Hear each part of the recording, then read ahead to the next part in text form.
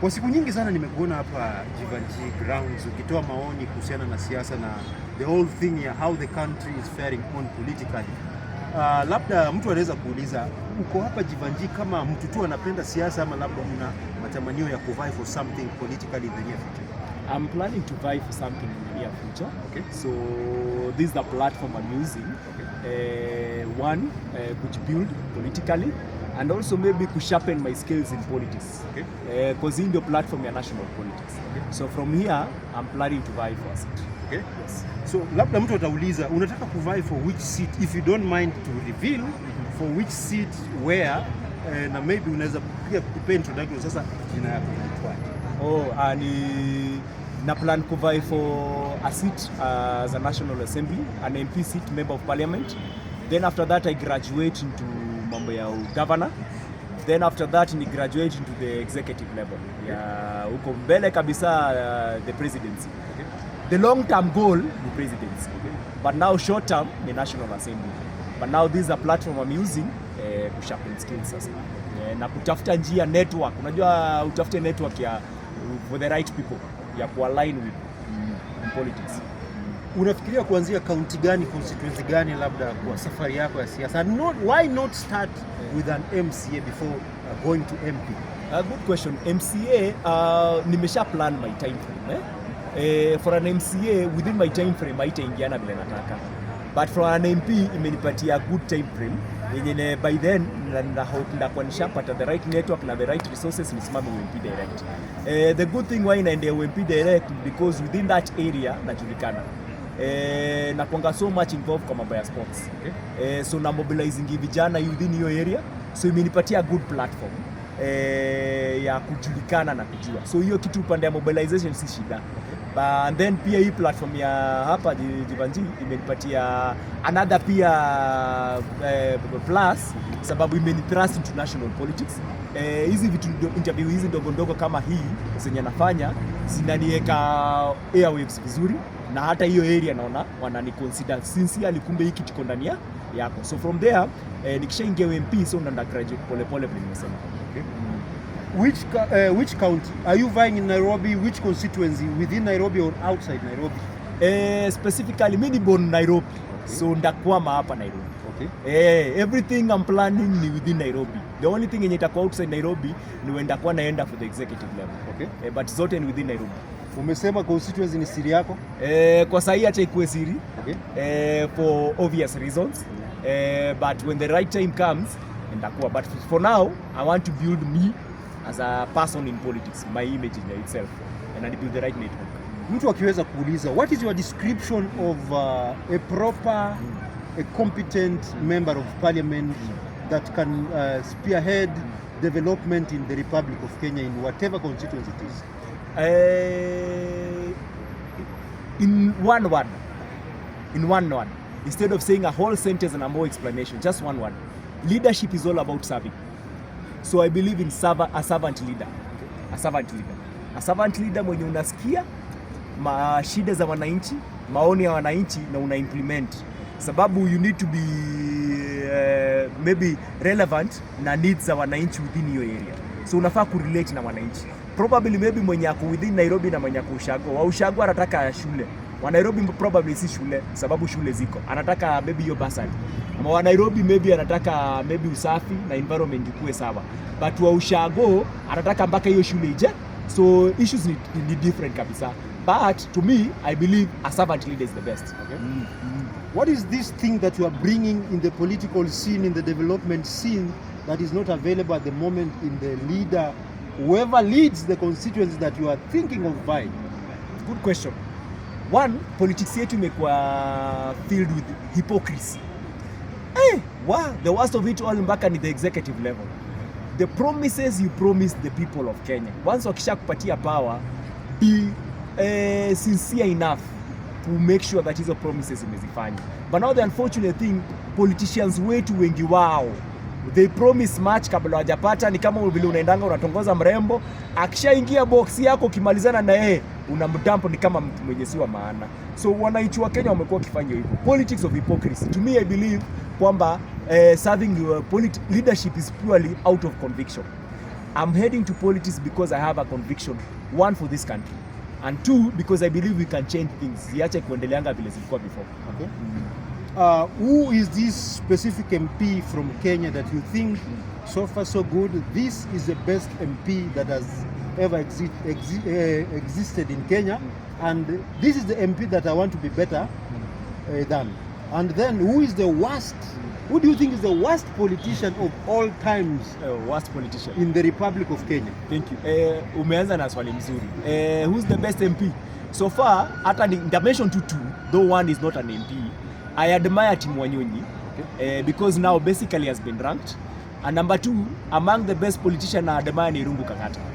Irungu Kang'ata as a governor, I really admire his work ethics. He's very clear na chenye anafanya. Okay. But ukiniambia the worst ever politician, currently we have the executive, the current president. Why? Because he has promised 100%, okay, and he has done less than even 20%. Maybe let me ask you a question, a very sincere question. Yes. Do you hate William Ruto? The hate will be personal, but what I'll do, I'll say that hate inakaa strong because hiyo inakanika tunajuana personally, but I'll say I totally don't admire his way of leadership, maybe in a good way. Because I don't have one word ya kusema how I don't admire. I totally disagree with his way of leadership. Totally, yani 100% totally disagree. Ako more into politics than kufanya kazi. We need people who are good in implementation. William Ruto is good in oration, yani kuongea tu, but in terms of implementation, my friend ako 0%. 0% deliberately. Is there any positive thing that, as an upcoming politician, is there any positive thing that you are learning from William Ruto that if I pick this specific thing, it can make me a very much better politician as you kick off your journey? To me, in terms of work ethics, I wouldn't say that there is anything positive. Okay, I'll say this. The positive thing is na learn from his mistakes. You know, and inspire that you don't promise what you can do. That is number one. But okay, I wouldn't say that hana kitu positive yenye nimelearn kutoka kwake. You know, William Ruto is the most successful politician in Kenya, more than even Raila Amolo Odinga. Why? Because alianza as a student in campus, and that is one thing I admire about him. Alianza student leader in campus, akaenda juu, akakuja as an MP. Precisely, hajaiva for any seat akakosa. From a student leader in campus, akakuja akavai for MP, akapita, akakuja akaingia as a deputy president, akaingia actually as a minister, akakuja akaingia as a deputy president, akapita, akavai for a presidency, the first presidential candidate mwenye alivai for that seat without kuanguka. Yeah, kuenda akaanguka ndo akarudi. So the beautiful thing I admire about William Ruto ni his journey in politics. But anything else in terms of performance, mimi as an MP nimejaribu kufanya research. William Ruto as an MP, William Ruto as a minister, William Ruto as a deputy president, William Ruto even as a sitting president, nimetafuta anything yenye na associate na performance. My friend is zero. Okay. Kazi hajikufanya, lakini kuongea, my friend he knows how to talk. Have you heard about affordable housing? Hey, that is the worst scandal that I have ever had. Huh? I'll explain it this way. Mimi, I'll ask a simple question. The concept of affordable housing ilichukuliwa kutoka Singapore, where they do social housing. Ni ile tu jina ndo tunaita affordable housing. Social housing iko intended kumaliza slums. Sabasaba iko intended kumaliza slums. So to relate na Kenya, what William Ruto is doing, and why I'm saying it is a scandal. The simple thing is, we have so many slums in Kenya. Slums precisely ni mtu mwenye anaishi kwa nyumba ya mabati. Mtu mwenye anaishi kwa nyumba ya mabati. Then mtu mwenye anaishi kwa nyumba ya mabati, average rent yenye analipanga ni around 2500. Sawa, not even more than 2500, actually in between 2000 to 2500. Sijaiona ukiona slum yenye mtu wa mabati analipa more than around hata 3000. Hiyo si nyumba ya mabati. Hiyo ni maybe nyumba ya mawe. But ya mabati ndio tunaita slum. Analipa between 2000 to 2500. Sawa. Ile nyumba hainanga utilities. Kumaanisha utapata saa zingine analipanga choo, mambo ya garbage analipa, mambo ya nini vitu kama hizo, hata wanatupanga ka garbage hata si analipa, na maji hata wananunuanga hapo nje. So haina utilities hata hizo vitu decent kabisa. Hauwezi dignify mtu mwenye anaishi kwa nyumba ya mabati in that such a way. Then William Ruto anakuja na hii concept ya affordable housing. Affordable housing, the cheapest house rent yenye unalipa, hiyo bed sit yenye analipisha ni 3900. Distance at 2500 to 3900 ni a whole 1000 shilling. 1000 shilling. Then wewe kuzidisha umeiweka kama it is a mandatory tax. Ikienda kwa salary inaitwa house levy. Huyu mtu mwenye nishiko nyumba mabati ni sababu number 1, haezi afford hata hiyo haezi afford more than 2500, hata kukula ni shida. Pali anafanya maybe kwa muhindi ama industrial ama mahali, ule mdosi wake anamlipa salary ndio anajiweka pale. Unaenda una tax mdosi wake na unamtax kama house levy. Mdosi anasema cost of production imeenda juu, inabidi amretrench ndio aende hiyo kampuni endelea. So una retrench huyo mtu na yet sababu ya taxes zenye William Ruto ameongeza. Na pale William Ruto amemwambia lipe rent ya 3900 yenye hata hajaiona. The problem is this, the way implementation ya affordable housing is wrong, but the idea is very good. The idea is to finish slums, but the implementation is wrong. Now, let me go now straight to the point. You want to be the president of the Republic of Kenya. This is one of your dreams in the maybe few coming years, 5, 10 or 15 years. I just want to ask you a question. First of all, who do you look up to as a presidential figure, maybe as an inspiration? That is one. 2, if today you became the president of the Republic of Kenya, what is this thing that you will do that William Ruto is not doing to make this country a better place? Politically, in terms of transport, in terms of power, in terms of availability of clean water, and every other thing, education system, the economy. As a president of the Republic of Kenya, what would you do different from what William Ruto is doing? Don't forget to mention the issue of maybe the health insurance. What will you do? I will say this. Umeniuliza, who do I look up to in terms of being a president? There's this guy called Lee Kuan-yew, ni wa Singapore. He's the best person in terms of presidency yenye namwadmire. Huyo mtu alitoa nchi ya Singapore. Do you know Singapore in 1963 ilikuwa at par with Kenya? The guy alikuja na kitu inaitwa benevolent dictatorship. Benevolent dictatorship is where uneka firmness but na roho ya wananchi. Una goodwill ya kusaidia wananchi. Mpaka saa hii Singapore place iko ni sababu iko credited kwa Lee Kuan-yew. Aliweka the right policies. Health, education, infrastructure in terms of road, even food security. Singapore haina shamba ya agriculture. Now, Singapore ukikompare na Kenya, wananchi wa Kenya wanaishi to less than even 30% ama 40% ya land mzima. Yani population ya 50 million iko distributed in less than 40% ya land mzima. Hii land ingine tunaweza utilize kwa agriculture. Umeniambia which kind of policy shall I put? As a president. Thank you. As a president, I'll begin with the budget yenye pesa yenye William Ruto amekula for 3 financial year. I normally say it. First of all, yes. Can you justify this in any case you are requested?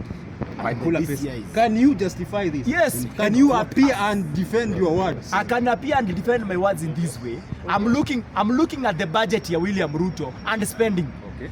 These are data you can find in Kenya Bureau of Statistics. Hata nimekupatia reference. Kenya Bureau of Statistics, ukienda tu Google, utaona hizi vitu zote ziko. Budget ya Kenya iko hapo. How has it been spent? For 3 financial year, William Ruto amemeza saa 11 trillion. 11 trillion, saa hii budget yenye tunaongelea saa hii ni 4.2 trillion. William Ruto anafanyia nini? 4.2 trillion. And ndaanza na ile the most latest so that I can tell you how William Ruto hananga priorities. Look at the case of Chan. Sawa sawa. Chan yenyewe saa hii sports inaendelea, William Ruto ako ready to donate 1 million shillings kwa players wa Harambee Stars. Which is a good thing. Which is a good thing. But it is also a bad thing owing to the fact that it is William Ruto is doing it. And let's say this. Mpira ijaanza Kenya. Mpira imekuwa ikihappen globally.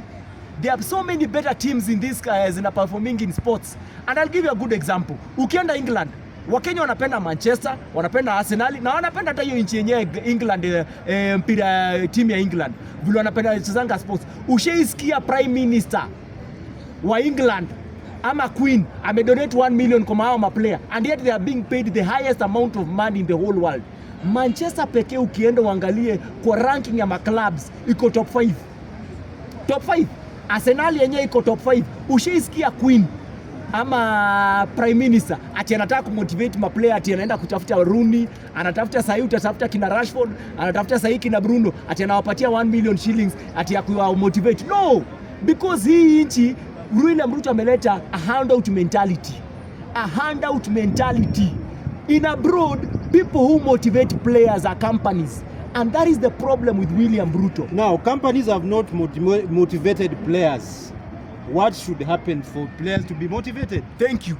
The right policies. Now, William Ruto. Let me cut you short kidogo. Chan is ongoing. Yes. You cannot make policies now. Now, what can we do to motivate the players at the moment? As you have seen, every 1 million promised, our players are doing good. Now, I get back to the original question. Now, as a president, what will you do to make sure that our sportsmen are somewhere on top without handouts? Now, you as a president. Thank you. Number one, what has William Ruto has a budget of around 4.2 trillion. You have asked me, what should I do? Create a conducive environment where the corporate and the private sector in a flourish. How do you create the environment? Thank you. The right taxation. Is William Ruto ameweka the right taxing?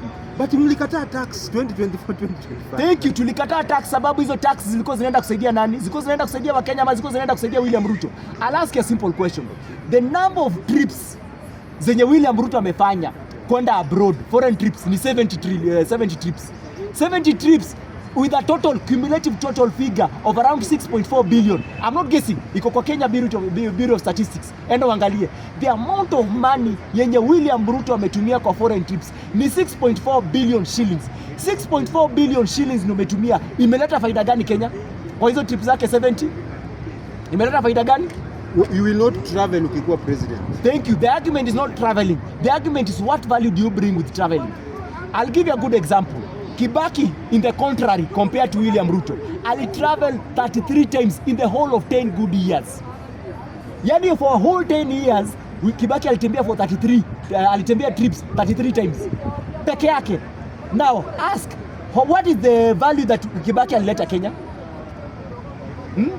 Ile value yenye Kibaki alileta Kenya ni gani? Ile value yenye Kibaki alileta Kenya. Right now, when you're talking about the best presidents in Kenya, since 1963, Kibaki is mentioned. He developed our economy. Why? By bringing the right taxation. The right SMEs zilianza kujenga because of access to credit. Ali-ensure pesa iko kwa private sector. Government is not responsible to create employments, but the private sector is responsible for creating employment. What did Kibaki do? Ali-ensure there is a right conducive environment.